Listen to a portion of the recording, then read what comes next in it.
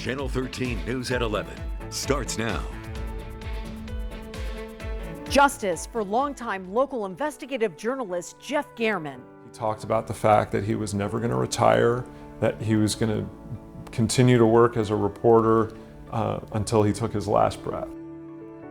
It's been a little more than a year since he was found brutally stabbed to death outside of his home. This is a terrible and jarring homicide, one that has deeply impacted Las Vegas. Tonight, we take a look back at the case and how friends and coworkers remember a man who fought for what's right in our community. A man who dedicated his life to truth and justice for Southern Nevada residents. Jeff's journalism was really driven fundamentally by a sense of right and wrong. I think Jeff should be remembered as one of the more significant journalists in Las Vegas history. Jeff Gehrman devoted his life to delivering breaking news and investigating corruption in our city. He worked at the Las Vegas Sun for more than 30 years and would go on to work for the Las Vegas Review-Journal for nearly a decade. I sat down with Glenn Cook, the executive editor and senior vice president of news at the Review-Journal. He says beyond being a trusted journalist, Gehrman cared deeply for people. Jeff himself, wasn't married and he didn't have children, but he was there for the people he cared about. He was the favorite uncle, is a good way to describe him. Cook says Gehrman was not only competitive as a reporter, but also when it came to sports. A very serious and competitive fantasy football player who took great pride in the fact that he won the Review-Journal Fantasy Football League Championship 3 times. Jeff Schumacher, who is the VP of exhibits at the Mob Museum, worked with Gehrman at the Sun for nearly a decade. The work that he did at the Las Vegas Sun and the work that he did at the Las Vegas Review-Journal helped people in Las Vegas to understand their city better, to understand the corruption that he exposed. Schumacher says Gehrman showed people how our government worked and how it didn't. He also reported on organized crime in Las Vegas. His reporting was highlighted in the RJ's podcast series, Mobbed Up.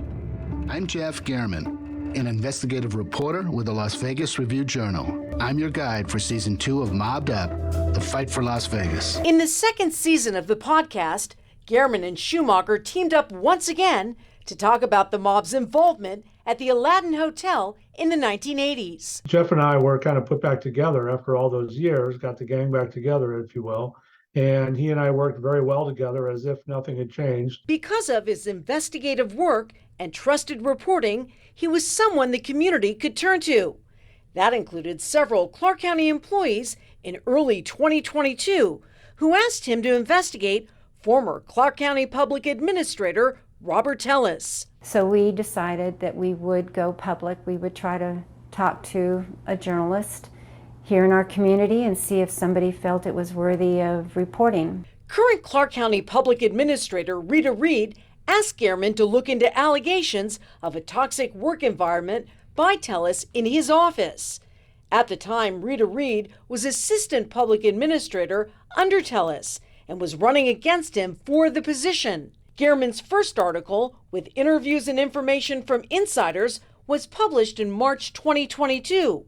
With each subsequent article, Reed says Tellis became more combative, causing increased anxiety among the staff. In June of 2022, Tellis conceded the primary to Reed. I guess maybe I felt there might be an encounter one day or an altercation, a verbal altercation, but I could never have imagined this. And a Las Vegas Review-Journal investigative reporter found dead yesterday morning. Jeff Gehrman was found stabbed to death on the side of his home in the Northwest Valley. Metro Police say a neighbor found Gehrman dead outside of his home near Tenaya Way and Vegas Drive. Cook says former sheriff and current governor Joe Lombardo called him to break the news to him. I had no idea why he would be calling about Jeff, and I said, is it about a story he's working on? And the sheriff says Jeff's dead. Police immediately activated their major case protocol unit to accelerate the progress of the investigation. Investigators began chasing down leads on the suspected killer.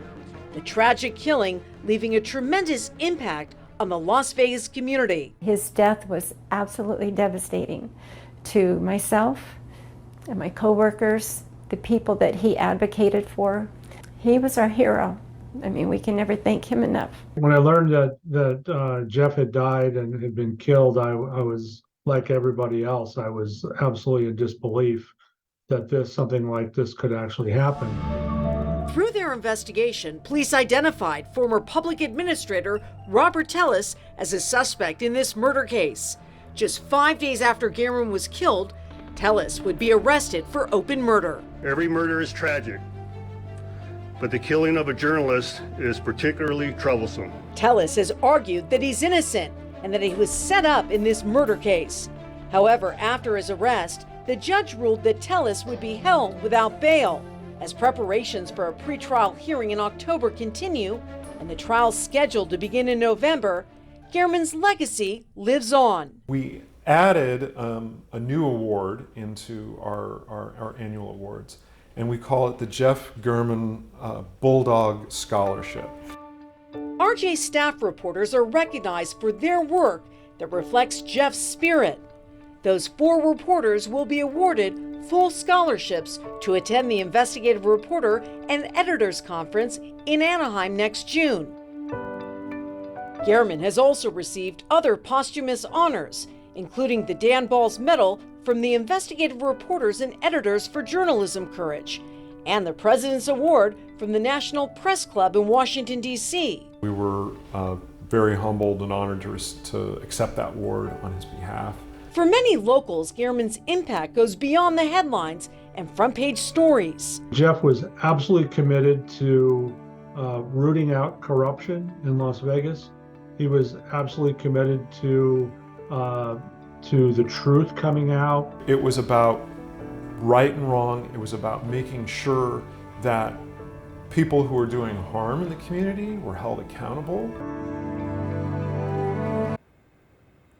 And the pretrial conference hearing for Robert Tellis is set for October 24th. And according to court records, at this time, the trial is set to start on November 6th.